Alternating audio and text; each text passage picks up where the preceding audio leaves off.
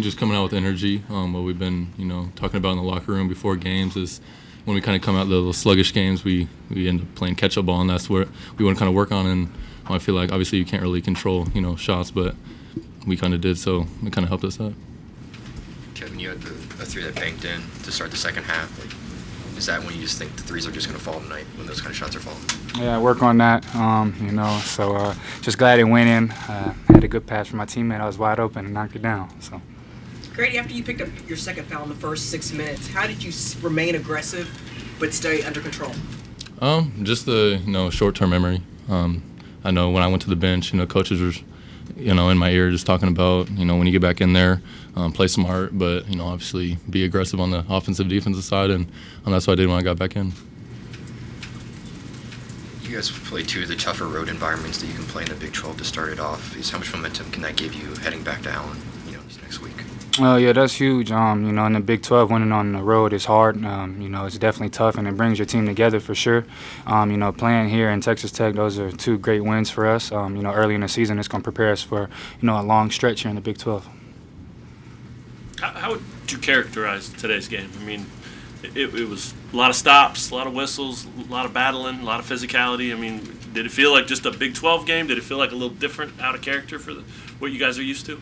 Yeah, every time you come to West Virginia, it's going to be a physical game. Coach already told us that, and us guys that were returning, we try to tell the new guys. The new guys already heard about it. Playing out here is never easy. We was just competing hard, and the refs were just trying to, keep it under control. So, it's always going to be physical playing in Morgantown. For both of you, you got to the free throw line 19 times. Coach obviously emphasized that a lot. What worked there? How were you able to do that, and was it just a mindset thing?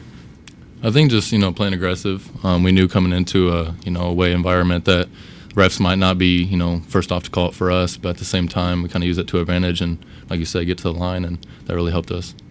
Kevin, you've obviously been through this Big 12 grind before, and throughout any of the games, play here and there can kind of make a difference. But what's the difference between a 3-0 team and an 0-3 team in this league? Is it as much separation as it appears to be, when you look at it in the standings? No, not really. It really come down to one or two plays in this league. A lot of teams that are on like either 0-3 or 2-1, 1-2, it's pretty much made off of one play. Everybody is a great team. If you look at the net ranking, the Big 12 is up there with everybody. So it's the best conference in America. So it's a blessing to be playing it every night. When there are frequent whistles, how hard is it to get into a flow and a rhythm offensively?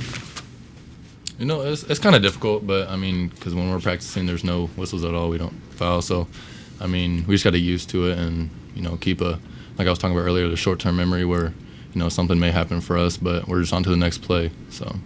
Gradey, Kevin referred to it, but what does it mean to win 2 road games this week? How huge in your mind is it?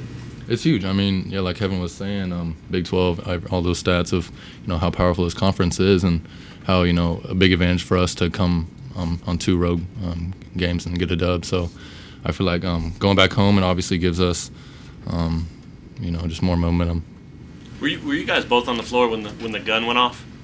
Yeah. Were you on there? I know. I was for sure. I was watching what goes through your head? Yeah, I actually stopped playing. I looked to the sideline, and Jay Will shot it when the gun went off, but KJ kept playing. He wasn't worried about it, so he got the rebound and actually got fouled and got to the free throw line. But yeah, it was the shot clock went off after the ball hit the rim and the gun, so it threw everything off for a second. Good defense. Yeah. Good defense for sure. It's 2 pretty big points that he kept playing through, right? He was only 5 at that point. He hits 2 free throws and it's 7 at half instead of 5.